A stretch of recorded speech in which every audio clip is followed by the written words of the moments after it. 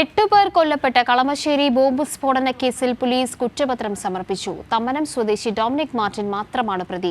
യഹോവ സാക്ഷി വിഭാഗത്തോടുള്ള എതിർപ്പാണ് കൃത്യത്തിന് പ്രതിയെ പ്രേരിപ്പിച്ചതെന്ന് കുറ്റപത്രത്തിൽ വ്യക്തമാക്കുന്നു.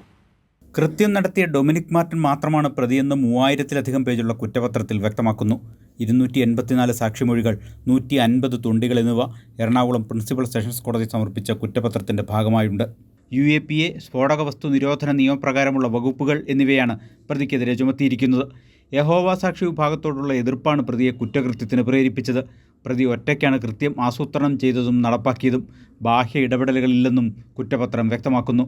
2023 ഒക്ടോബർ 23-നായിരുന്നു കളമശ്ശേരിയിലെ സാമ്ര കൺവെൻഷൻ സെൻ്ററിൽ നാടിനെ നടുക്കിയ സ്ഫോടനം നടന്നത്.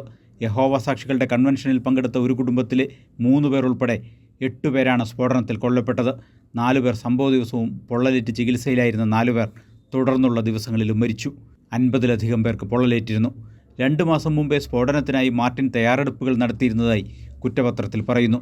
ബോംബ് നിർമ്മാണം യൂട്യൂബിലൂടെ പഠിച്ചതാണെന്നും ബോംബ് നിർമ്മിച്ചത് സ്ഫോടനത്തിൻ്റെ തലേന്ന് സ്വന്തം വീട്ടിൽ വെച്ചാണെന്നതടക്കം സുപ്രധാന വിവരങ്ങൾ കുറ്റപത്രത്തിലുണ്ട്. പഴുതടച്ച അന്വേഷണമായിരുന്നു ദേശീയ ശ്രദ്ധ ആകർഷിച്ച സംഭവത്തിൽ കേരള പോലീസ് നടത്തിയത്. മാർട്ടിന് നിയമപരമായി ജാമ്യം ലഭിക്കാനുള്ള 180 ദിവസത്തെ സമയപരിധി അവസാനിക്കാൻ 2 ദിവസം മാത്രം ശേഷിക്കെയാണ് പ്രത്യേക അന്വേഷണ സംഘം കുറ്റപത്രം സമർപ്പിച്ചത്. കൈരളി ന്യൂസ്, കൊച്ചി.